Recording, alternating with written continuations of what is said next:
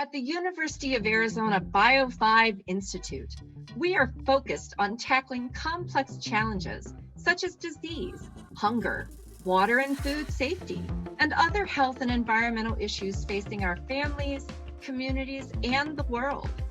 BIO5 brings together hundreds of multifaceted experts that include world-class scientists, engineers, physicians, and computational researchers in a team science environment designed to creatively solve difficult problems. This approach has resulted in disease prevention strategies, promising new therapies, innovative diagnostics and devices, and improved food crops. Join us each week as we talk about science with researchers, staff, and students from the University of Arizona's BIO5 Institute. Hello, welcome to another episode of Science Talks, a conversation hosted by the University of Arizona's BIO5 Institute.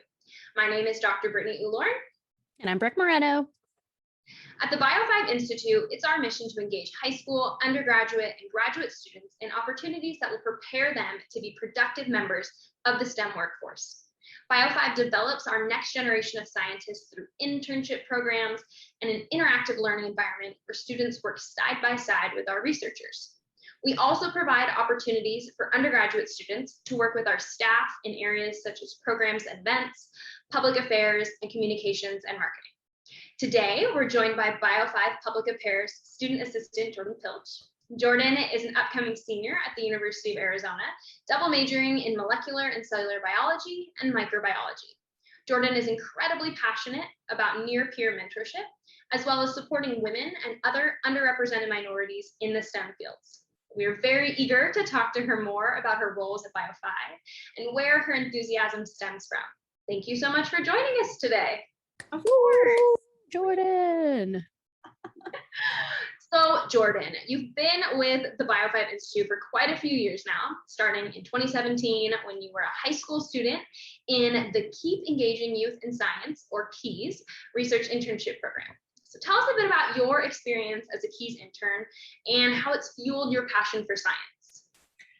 KEYS is actually kind of the reason that I am doing the science that I'm doing right now. I learned about it when I was a sophomore because I had a junior friend who was going through the program and she's like, you should sign up for this. So I knew coming into junior year, I have to do KEYS. Then Brooke came and did a presentation at my school and I asked like 6 or 7 different questions and I was like, I have to get in. And before this, I'd kind of been like a shy kid, wasn't really like outgoing, wasn't somebody who's gonna put myself out there.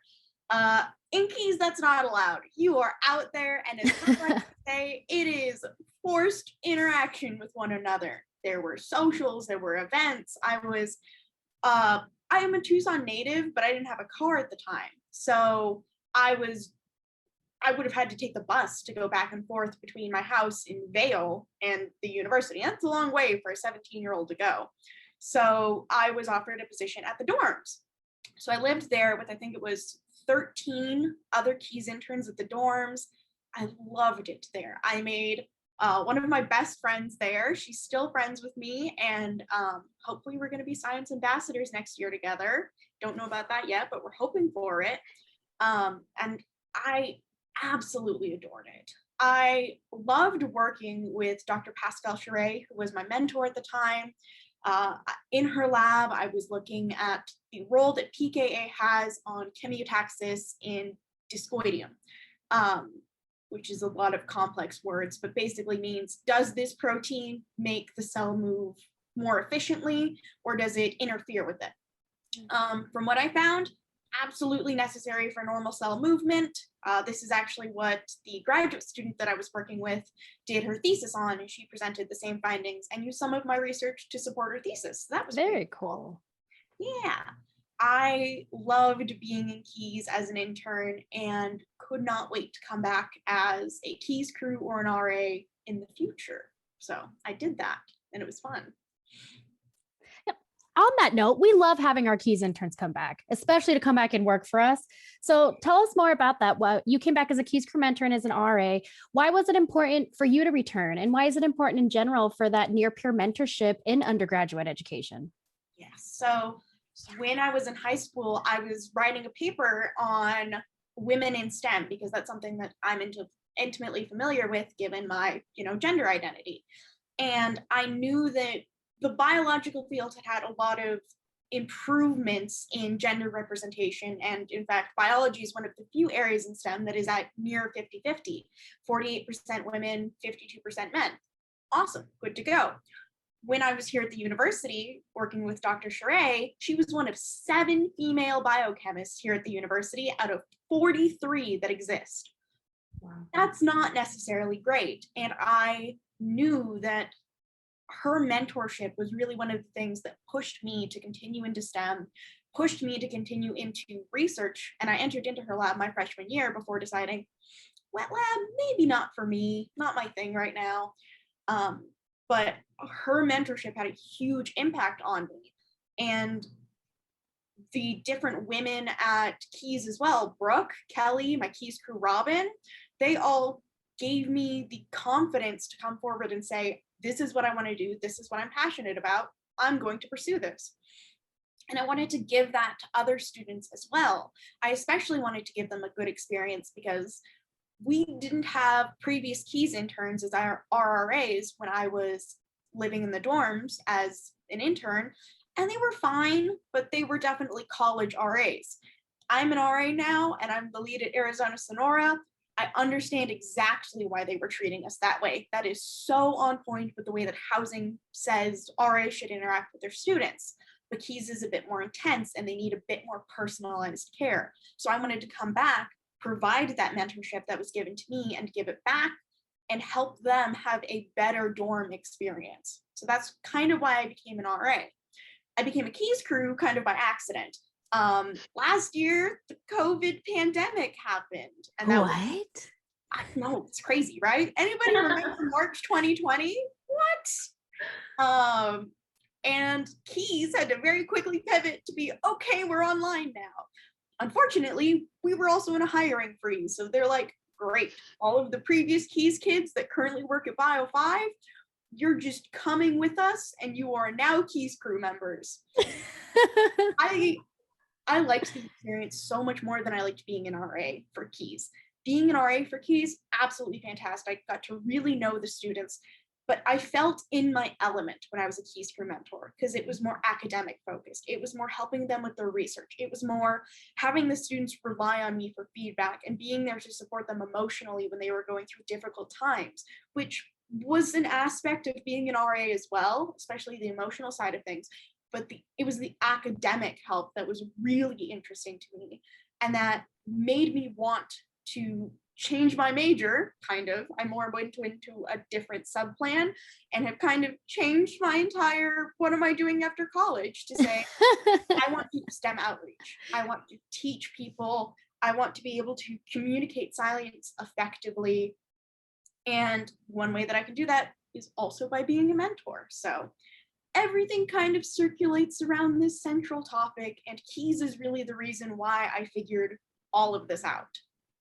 Aw. Okay. Well, I would like to say to the listeners that this was not intended to be a big Keys plug. This was really to highlight our really fantastic student staff and researchers. So this is a Keys plug, actually.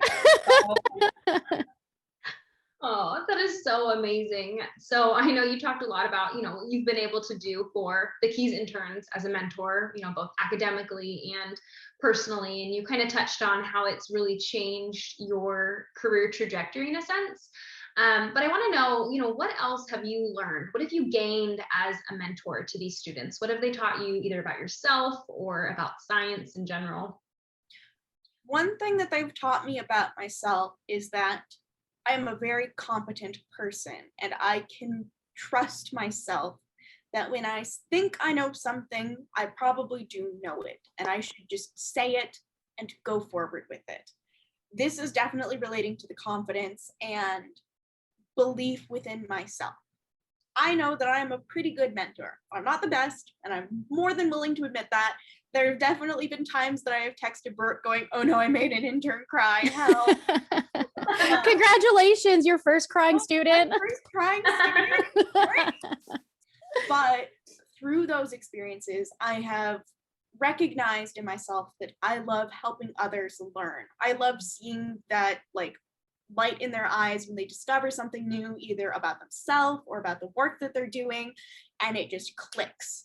That is one of the most satisfying things in the world to see. And I love that it is helping them out and that it's truly a new thing that they're seeing.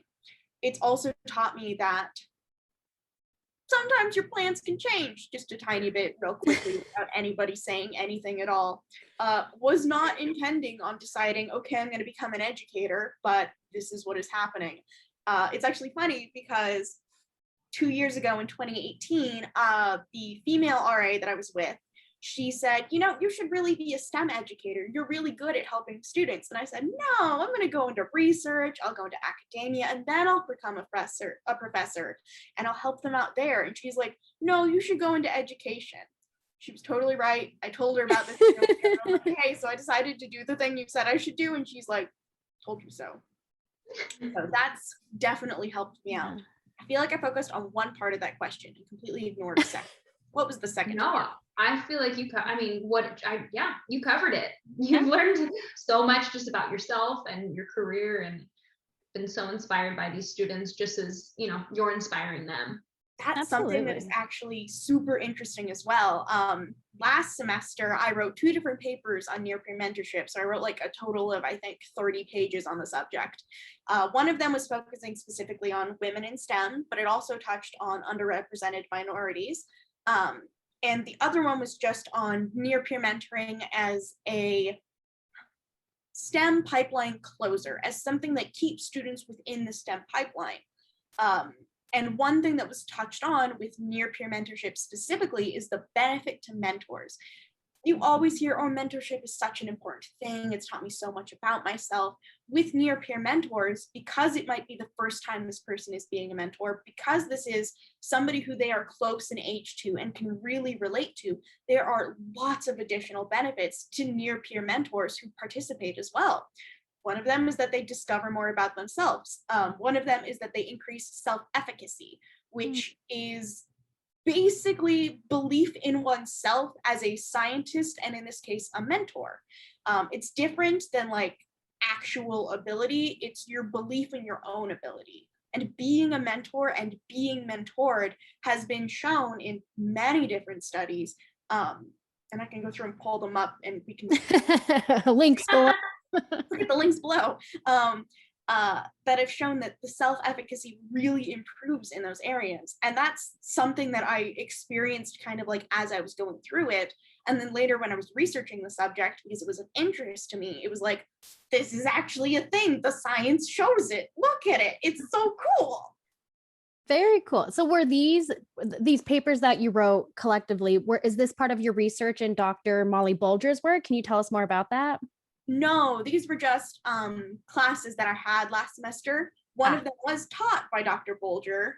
It was teaching in a science classroom. So we had to write a subject on a critical issue in STEM education. So I chose near-peer mentorship with women in STEM. But no, in Dr. Bulger's lab, currently I am beginning work. I apologize. I am a type 1 diabetic, and it is yelling at me, my insulin pump. Respect the pump, Jordan. Gotta respect the pump, gotta stay alive. Either way, I'm working on my honors thesis right now. I have to submit my prospectus by May 5th, which is a little bit terrifying, but a couple days. I know. I have to set up a meeting with her and be like, hey, so we have our plan, but we need to like put it in writing and submit it. So but currently I'm going to be looking at how views of modeling in science change throughout time with inquiry-based laboratories. Traditional lab experiences are not necessarily inquiry-based. Colloquially, we like to call them cookbook labs. You're given a lab book and it says, do this protocol in this exact order, put down what you observe, and you're supposed to observe one very specific thing. So let me think of a good example. Oh, gram staining is a perfect example. It says you should do these things and you should go through and stain the bacteria to be either purple or pink. And if they're purple, they're gram positive. If they're pink, they're gram negative. I don't remember. Sorry, I think for a hot sec right there. Good work. I had to think for a hot sec. I was like, I am on the spot. Let's go. But it's a cookbook because you're basically following the protocol step by step by step. You're not thinking about it critically. They give you the information already. You're just observing a phenomena. In inquiry-based, you observe a phenomena and therefore create an experiment. Now, you can still be given protocols for, like, if you want to run a gel electrophoresis, they'll say, this is how you run the gel electrophoresis. But they won't tell you, this is the specific band that you should be looking for in comparison to the latter. You have to do the inquiry yourself. So it's basically a miniaturized research lab experience, since many undergraduate students don't get to do it, which is unfortunate. Here at the university, we're a little lucky because we're an R1 research institute with a high undergraduate focus on research, but in a lot of other places, it isn't like that. So we're hoping to provide a miniaturized experience. Modeling is something that is really crucial in that area because you have all of this data and this information and it's like, okay, great, what does this mean? You could write a 10-page paper about it, but that's boring. Nobody likes reading those. It can be fun to see what people are learning, but if you have a diagram or a model, it is instantly understood, it is easy to comprehend, and it is easy to put your ideas on and to share it and to collaborate with other groups, because collaboration in science is so important. So I'm looking at how that modeling process or how that view of modeling changes from students who have never done inquiry-based research or laboratory experiences through the semester, and then how it has changed at the end. This is done through coding, which is basically we have a coding guide, and it says, how many times do they mention the word experiment? How many times do they mention figure things out or mention a mechanism? And those are given different weights based on how deep into inquiry-based thinking they are, and how far away from kind of like a textbook model they are, and more as an explanation of phenomena. So I'm currently looking on that, and I'm looking at it from both the student and the TA perspective. Oh, very cool. A lot of the TAs have not taught inquiry-based thinking. They've only taught cookbook labs. So you have to look at how does the teacher's preconceptions of modeling affect the students' conceptions of modeling, and how do they both morph and change through teaching the curriculum? This is cool. That was a lot of information all at once, but that's basically my honors thesis. So wow, that is exciting. That's incredible. I love just seeing the transformation of how, you started with Dr. Sheree doing a very cellular based, the traditional lab project. And now you're doing research. Yeah. And now you're doing scientific research in a completely different manner, looking more at education and learning. And I think love it. I love it so much more as well. When I was doing the wet lab, I always felt like I was doing something wrong. And this is also relating to keys. We had Thomas W. Keating come in and talk to us when I was, and he said, don't do something unless you're good at it. Angsty little 17-year-old me was like, hey, you can't tell me what I can and can't do. I'm going to do whatever I want. It could be wrong. He was very much correct. I am not good at wet lab based experiences, and I have to think incredibly hard to go through and get accurate results from it. With education and more social science based research, it just feels natural. It feels like I can look up the reasoning, I can look up the literature, I can easily understand it, and I can go through and apply the coding, apply the different critical analysis techniques in an easy manner. He's not, so I kind of changed how I viewed his speech from do what you're good at and only do that, and it doesn't matter what you're passionate about, to what you're good at is probably what you're also passionate about.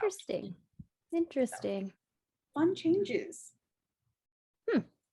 So on top of this really neat research you're engaging in, your keys experiences, you also work for BIO5 Institute. Can you tell us more about your role as a student employee here, and specifically talk about your engagement with the BIO5 Ambassadors program, what it is, what it does, and how it kind of ties into this theme of near-peer mentorship in STEM?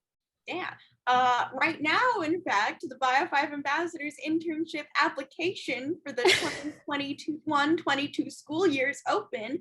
And if you're an undergraduate and are interested in, our tagline is the business side of science. And if you want to hear more about it, obviously I'm about to talk about it, please definitely apply, and you can go and check it out at the BIO5 website. So little plug in right there, because we're looking for new applicants. But I started working at the BIO5 in 2019 in August. I applied because I was looking for a job because I needed money, like every other person does. That's a good one. And I knew of BIO5 because of the work that I had done with Keys the previous 2 years. And so after going through and looking at them and trying to figure out where am I supposed to go, what am I supposed to do, I ended up applying here, and Amy, my boss now, had sent me a message saying, hey, we'd like to come and have you interviewed. And I had actually put down Brooke and Kelly as my references. Little did I know that they worked so closely with me, so I couldn't make better references. I came in, Amy and another employee had interviewed me and said, yeah, this is great. We understand that you can only work 15 hours because you're an RA. Go right ahead. That's totally fine. And I was accepted, and it was so much fun.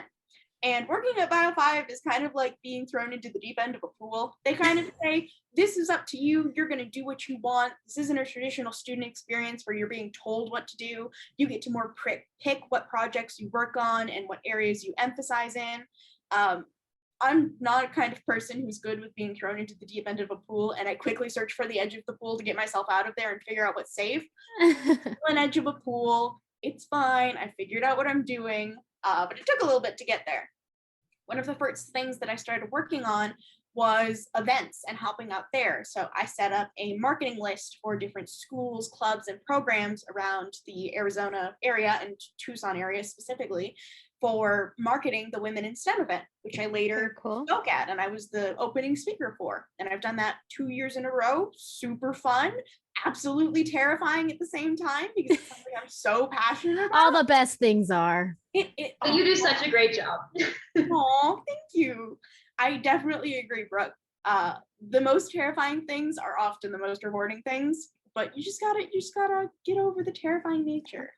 And something else that I started working on with my co-facilitator for this year, Lily Andres, was BIO5 Ambassadors. So Jacob, who is a previous student, he's graduated now, had given us the tagline, the business side of science.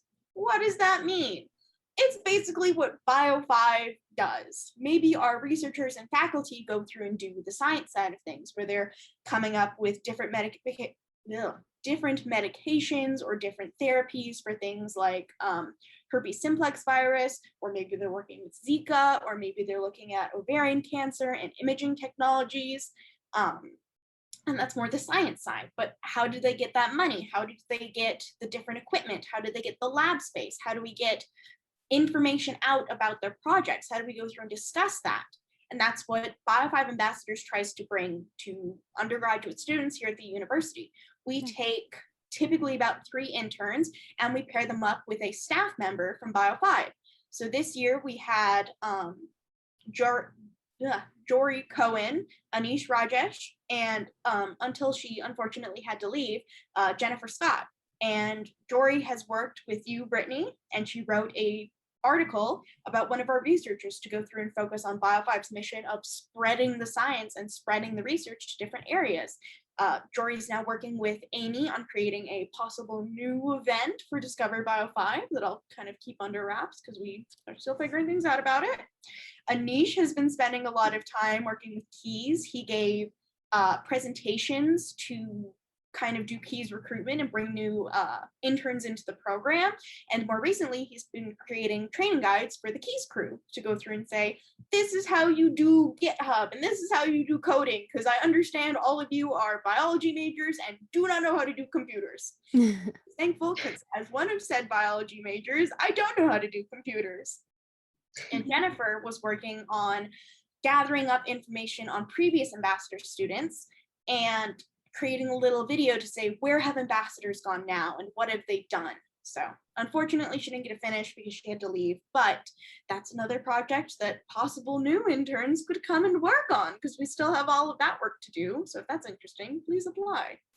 Well, that's just so cool that you've been able to use your position with BIO5 to continue to pursue your passions that are still within STEM. And I think something that you've shown, and I know Dr. Ularn shows, is there's a lot of ways to be a scientist. There's a lot of different ways to be engaged and involved with science. And by creating these opportunities, we're just showing folks like, hey, there's a lot of ways to do science. And you all are leading that charge. So kudos. Thank you. We're trying it. There's one other important part of ambassadors, and that's our professional development. I promise I'll stop talking about it. Let's hear it. This is also a plug for ambassadors. Also a plug for ambassadors. Just come do all the bio. All the programs. We also have professional development workshops with both you and Brittany have given before, and they've been absolutely wonderful. And they teach the interns and other BIO5 students and staff, and we're hoping to open it up to faculty as well, fingers crossed, about soft and hard professional development skills, such as how to go through and set up a resume, or how to decide what career you want to do and how to make that decision and get over the decision. I forget what Lumley's called it, but it's basically where you freeze up when you have to make a decision and you're like, oh no, I can't do it. I don't want to make it because it might go bad. So it teaches soft skills like the decision making and hard skills like the resume building. And it tries to give all of our applicants and all of our interns a step into the professional world and say, this is what you can do and this is how you can improve, you know? Absolutely. Oof. Ooh. Oh, well, all right. I have one last question for you. And I know you kind of alluded to this earlier when we were talking about why, you went from being a Keys intern to wanting to work as an RA.